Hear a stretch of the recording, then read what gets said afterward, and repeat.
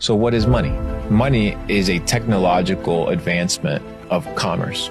4,000 years ago, you owned a beautiful plot of land with great, beautiful olive trees, and I owned 50, maybe 70 cows. And I saw that plot of land. I said, you know what? I want that plot of land. You already have cows, actually, so you don't need the cows that I have, so we can't actually transact. So I have to go sell my cows for some pigeons because you want the pigeons. Now I come back, I bring you the pigeons. One of them dies, so I have to go back and get another pigeon. And then finally I get the plot of land. Now you have the pigeons, and you have to go figure out somebody that wants pigeons in exchange for you to get the next service or the next good. So the problem was with the bartering system, there was no ability to scale, no ability to build monopolies, because there was no ability to sustain wealth, and there's no what? Medium of exchange that we both agreed upon.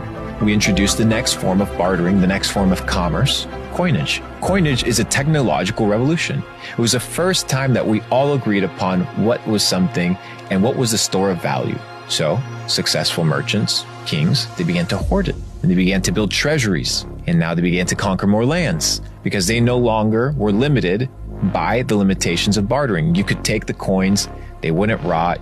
You would sell the gold in China, you would sell the gold in India, you would sell the gold in Paris, and it would still be counted as gold. So now you had the ability for scale. The issue was now kings started realizing, hey, maybe I can shave a little bit off the top of the coin and make some new coins. And you know what? Maybe the people won't notice that I'm printing coins out of thin air. Maybe I'll add some alloy or some metal instead of the silver, diluting the currency.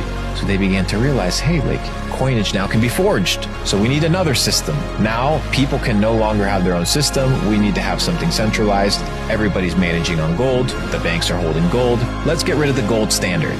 Let's introduce paper money. Paper money, obviously, if you have, let's say, a kilo worth of gold, you can't be carrying that with your horse hanging around town. No, you have paper receipts that the bank gives you, and people began exchanging paper receipts. The receipts of what? The units of gold that were in the bank. But then the banks got cheeky, and they said, you know what? Nobody's checking our bank reserves. So what if we issue more paper than we actually have gold reserves? And the French noticed. They're like, hey, these motherfucking Americans, they're printing more paper, handing it out to people than the gold that they have in the reserves. So they came in, they wiped out all the reserves, collapsing the economy. So what did they have to do? They had to introduce the gold standard. Getting rid of the gold standard. Why? Well, now we just can print as much money as we want, and it's not pegged by gold. And now we were introduced with paper. And then credit cards rolled around. Yeah, I still had to go into the bank and deal with paper, but I could transact and buy things with a piece of plastic. Okay, so now digital money was introduced. But now we have the battle of what is the digital money that we want to adopt. And in these new crossroads of technological advancement, you have something that's born known as Bitcoin. Bitcoin is the permissionless open ledger. Everybody knows how much of it exists, who owns what based off of, obviously you don't know who owns what wallet, but you know what wallet owns how much. Everything is open, everything is transparent, and everything is what? Peer-to-peer. It's the purest form of going back 2,000 years and transacting gold bar for gold bar in a digital format. It is the evolution of money. It is the natural evolution of money. Now you have the old system, the banking cartel, that takes a fee off of us transacting. So what is the rule or what is the need of a bank today? What is the purpose of a bank? Well, Luke, the purpose of the bank is to store your deposits. No, a bank does not hold deposits. If they hold deposits, why do they give you interest on your deposit? It's not a deposit. The moment they give you an interest on it, it's a loan. You're loaning them money, they're giving you an interest, they're taking that money, they're investing it. It's not a deposit, it's a loan. Once they give you interest, that thing becomes a liability on their balance. What you're seeing displayed on your checking account is just a record of how much the bank owes you. So the purpose of the bank isn't to hold deposits.